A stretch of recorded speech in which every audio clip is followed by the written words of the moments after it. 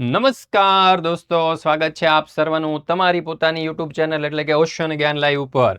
મિત્રો, આજે આપણે ધોરણ 9ના ગુજરાતી વિષયની અંદર આપણો જે પાઠ નંબર 4 છે, ગોપાળ બાપા, તેના સ્વાધ્યાયનું સચોટ અને સંપૂર્ણ સોલ્યુશન આજના આ વિડીયોની અંદર આપણે જોવાના છે દોસ્તો.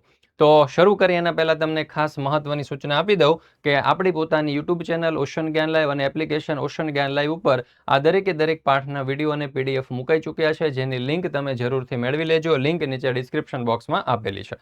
અને સાથે સાથે ધોરણ 9ના ગુજરાતી વિષયના દરેક પાઠના વિડીયો એટલે કે સ્વાધ્યાયના વિડીયો અને પીડીએફ પણ આપણી ચેનલ ઉપર મુકાઈ ચૂક્યા છે, જેની લિંક પણ નીચે ડિસ્ક્રિપ્શનમાં છે. દેર ન કરતા, મોડું ન કરતા, લેટ ન કરજો, ફટાફટ થઈ જજો જોઈન્ટ. ચાલો તો શરૂ કરીએ. ધોરણ 9 વિષય ગુજરાતી, પાઠ નંબર 4 ગોપાળ બાપા, સ્વાધ્યાયનું સચોટ સોલ્યુશન. એમાં પ્રશ્ન નંબર 1માં કહ્યું છે કે નીચેના પ્રશ્નોના ઉત્તર માટે આપેલા વિકલ્પમાંથી યોગ્ય વિકલ્પ પસંદ કરી જવાબ લખો. પહેલો સવાલ, આ તમારી પડખેના દીપડા ન રંજાડે તો એ ઘણું છે, આ વાક્ય કોણ બોલે છે? તો અહીંયા જવાબ આવશે આપણો વિકલ્પ સી, ગોપાળદાસ. કોણ બોલે છે? ગોપાળદાસ. ચાલો ત્યાર પછી બીજો સવાલ, મહારાજા સયાજીરાવમાં કઈ શક્તિ હતી? તો જવાબ શું આવશે? તો કે વિકલ્પ ડી, માણસને પારખવાની શક્તિ હતી. ત્યાર પછી ત્રીજો સવાલ, તુલસી શ્યામ જવા આવવાના માર્ગે શિવાલય કોણે બંધાવ્યું હતું? તો જવાબ આવશે વિકલ્પ સી, ગુરુ માંડણ ભગતે બંધાવ્યું હતું. ચોથો સવાલ, ગોપાળ બાપા શાનો વેપાર કરવા ઈચ્છતા હતા? તો જવાબ આવશે અહીંયા વિકલ્પ ડી, હરિનામનો. ત્યાર પછી શિક્ષક મિત્રો માટે, આચાર્યશ્રીઓ માટે, મેનેજમેન્ટ સાથે જોડાયેલા વિદ્યાર્થીઓ નહીં પણ શિક્ષક મિત્રો સાથે અથવા તો ટ્રસ્ટીઓ માટે, જો તમે સ્માર્ટ બોર્ડનો યુઝ કરો છો અને પીપીટીનો ઉપયોગ નથી કરી રહ્યા તો બહુ મોટી ભૂલ કરી રહ્યા છો. કારણ કે પીપીટીના યુઝ દ્વારા તમે વિદ્યાર્થીઓને આકર્ષક પ્રેઝન્ટેશન રજૂ કરી શકો છો અને સરળ રીતે સમજાઈ શકો છો ઓછા સમયની અંદર, અને વિદ્યાર્થીઓ પણ ખૂબ જ સરળતાથી સમજી જશે. તો તમારી પાસે ટાઈમ નથી પીપીટી બનાવવાનો, મને ખબર છે, એટલા માટે જ ઓશન જ્ઞાન live ready to use PPT લઈને આવ્યું છે, એ પણ તમારા નામ અને લોગો સાથે, બરાબર, એકદમ એફોર્ડેબલ પ્રાઇઝની અંદર. અત્યારે જ આ નંબર ઉપર કોન્ટેક્ટ કરી અને આ પીડીએફ તમે મેળવી શકો છો. ધોરણ 6 થી 10માં ગણિત, વિજ્ઞાન, અંગ્રેજી, સામાજિક વિજ્ઞાન અને ગુજરાતી વિષયની ઉપલબ્ધ છે, જ્યારે 11 અને 12માં એકાઉન્ટિંગ કો બી ઇંગ્લિશ વિષયની ઉપલબ્ધ રહેશે દોસ્તો. ચાલો ત્યાર પછી આપણે આગળ વધીએ. પ્રશ્ન નંબર 2, કારણ આપો. પહેલો સવાલ, ગોપાળ બાપાએ શિવાલયની પૂજા કરવાની શા માટે ના પાડી દીધી? તો જોઈએ ઉત્તર. ગોપાળ બાપાએ શિવાલયની પૂજા કરવાની ના પાડી દીધી કારણ કે તેઓ એમ માનતા હતા કે આપણે સૌ મૂર્તિઓ જ છીએ. આ મૂર્તિઓને રહેવાની જગ્યા નથી મળતી, ત્યાં વળી પથ્થરની મૂર્તિઓને ક્યાં પધરાવવી.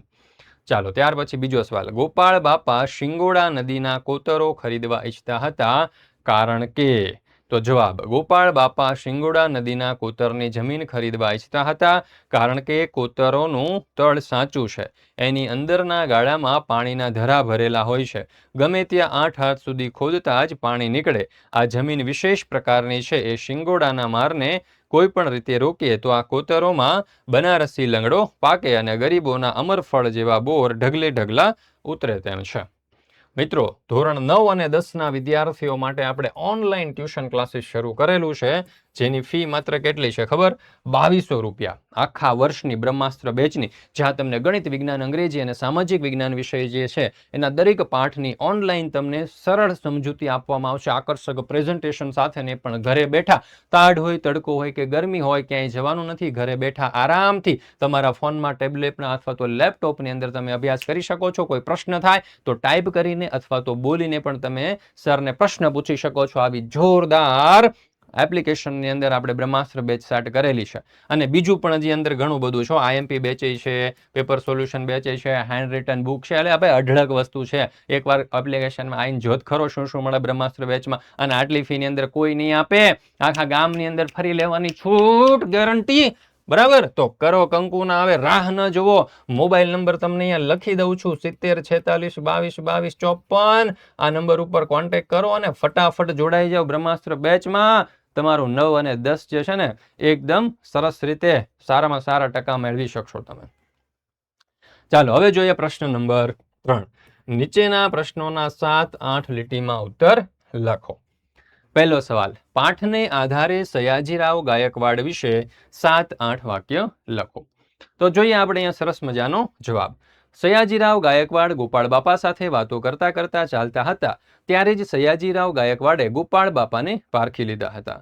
ગોપાળ બાપા પ્રામાણિક અને નિષ્ઠાવાન છે એમ જાણી સયાજીરાવ ગાયકવાડે એમને કોતરોની જમીન લખી આપી. ઉપરાંત ખેતી ખાતા તરફથી મદદની ખાતરી આપી. ગોપાળ બાપાએ અબુજ મંદિરનો બંદોબસ્ત કરવાની ના પાડી તો પણ તેમને એ વાતનું માઠું નથી લાગતું, પણ મૂર્તિને નામે ત્યાં સૌને આશરો મળે એવું સૂચન કરે છે.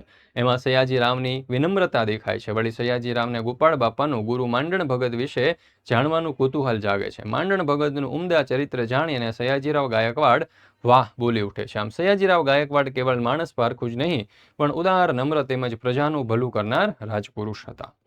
ત્યાર પછી છે બીજો સવાલ, ગોપાળ બાપાનું પાત્રાલેખન કરો.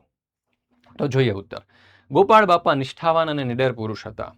સયાજીરાવ ગાયકવાડ સાથે વાતચીત દરમિયાન એમની વાત માન્ય રાખે છે, પણ પોતાના વિચારોને એ નિડરતાથી સયાજીરાવ પાસે રજૂ કરે છે. ગોપાળ બાપાએ સયાજીરાવને સૂચન કર્યું કે કોતરની જમીન પર શિંગોડાના મારને રોકી શકાય તો ત્યાં બનારસી લંગડો કેરી અને ગરીબો માટે અમરફળ જેવા બોર ઢગલે ઢગલા ઉતરે. એમના આ સૂચનમાં એમનું ખેતી વિષયક જ્ઞાન અને ગરીબોનું ભલું કરવાની શું હતી દોસ્તો? ભાવના હતી. તેમના પડખેના દીપડા ન રંજાડે તોય ઘણું છે એમ નિડરતાથી સયાજીરાવને તે કહી પણ શકે છે. પૂજાનો બંદોબસ્ત કરવા સંબંધી સયાજીરાવના સૂચનનો પણ તેઓ વિનમ્રતાથી અસ્વીકાર કરે છે. તો ત્યાંય મૂર્તિને નામે સૌને આશરો મળે તેવું કરજો એવા સયાજીરાવના સૂચનને સહર્ષ વધાવે પણ છે. ગોપાળ બાપા મૈત્રી ધર્મ પણ સારી રીતે નિભાવી જાણે છે. એમાં ક્યાંય દિલચોરી નહીં, ક્યાંય સ્વાર્થ વૃત્તિ નહીં, ક્યાંય બેવફાઈ પણ નહીં. ગુરુ માંડણ ભગતની આજ્ઞાથી હરિનામનો જ વેપાર કરનાર ગોપાળ બાપા એક નિસ્વાર્થ, પરોપકારી અને સાચા સમાજસેવક હતા. તો મિત્રો, અહીંયા આપણે આ ધોરણ 9ના ગુજરાતી વિષયનો પાઠ નંબર 4ના સ્વાધ્યાયનું સંપૂર્ણ સોલ્યુશન પૂર્ણ કરીએ છીએ. ફરી મળીશું મિત્રો આપણે ધોરણ 9ના ગુજરાતી વિષયના પાઠ નંબર 5ના સચોટ અને સંપૂર્ણ સોલ્યુશન સાથે. આપણી આ ચેનલ ઉપર ધોરણ 9ના ગુજરાતી વિષયના દરેક પાઠના વિડીયો અને પીડીએફ મુકાઈ ચૂક્યા છે, જેની લિંક તમને નીચે ડિસ્ક્રિપ્શન બોક્સની અંદર મળી જશે. તો જરૂરથી અભ્યાસ કરી લેજો. ફરી મળીશું પાઠ નંબર 5 સાથે. ત્યાં સુધી રજા લઉં છું. જય હિન્દ, જય ભારત, જય જય ગરવી ગુજરાત.